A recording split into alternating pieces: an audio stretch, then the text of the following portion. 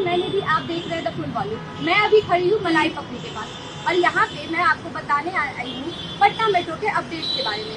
स्वतंत्रता दिवस के बाद पटना मेट्रो का काम काफी तेजी से शुरू हो चुका है। तो आइए आपको बताते हैं इस वीडियो के माध्यम से पटना मेट्रो के अपडेट्स के बारे में।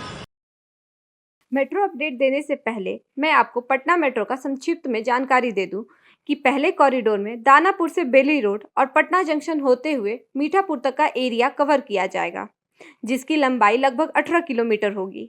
इसके अलावा दूसरा कॉरिडोर पटना जंक्शन से नया अंतर्राज्यीय बस अड्डे तक का होगा। इस कॉरिडोर में गांधी मैदान, पीएमसीएच, राजेंद्र नगर टर्मिनल से होकर मेट्रो गुजरेगी। बताया जा रहा है कि इसकी कुल लंबाई लगभग 14.5 किलोमीटर की होगी। पटना रेलवे स्टेशन से अंडरग्राउंड जाने वाली मेट्रो राजेंद्र नगर पहुंचने पर जमीन छोड़कर एलिवेटर पर चढ़ जाएगी।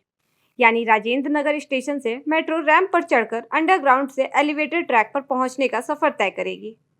कॉरिडोर दूसरे का निर्माण कार्य मलाई पकड़ी से 0 माइल बाईपास पर होना है।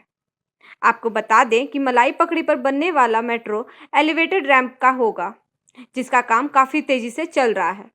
जैसा कि आपको दिख रहा होगा कि पटना मेट्रो के दूसरे कॉरिडोर में प्रायोरिटी बेसिस पर बन रहे मेट्रो का आधारभूत संरचना काफी तेजी से चल रहा है।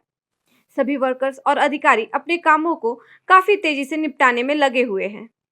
जैसा कि आप देख रहे हैं कि कितनी बड़ी बड़ी मशीनें आई हैं और कितनी तेजी से पिलर के लिए ड्रिलिंग का काम चल रहा है। आपको दिख रहा होगा कि इसी बीच जो तारों का जाल दिखता था, उसे अब हटा दिया गया है। आपको इलेक्ट्रिसिटी के पोल तो दिख रहे होंगे, लेकिन तारों का जाल नहीं दिख रहा है क्योंकि उसे हटा दिया गया है। हालांकि मेट्रो के इन कामों से आम लोगों को दिक्कतों का सामना तो करना पड़ रहा है, लेकिन आम लोगों को भविष्य में सहूलियत प्राप्त हो, इसके लिए थोड़ी दिक्कतों का सामना तो करना ही पड़ेगा। मैं निधि, पटना मेट्रो के नेक्स्ट अपडेट में आपसे मिलूंगी। तब तक के लिए देखते रहें द फुल वॉल्यूम।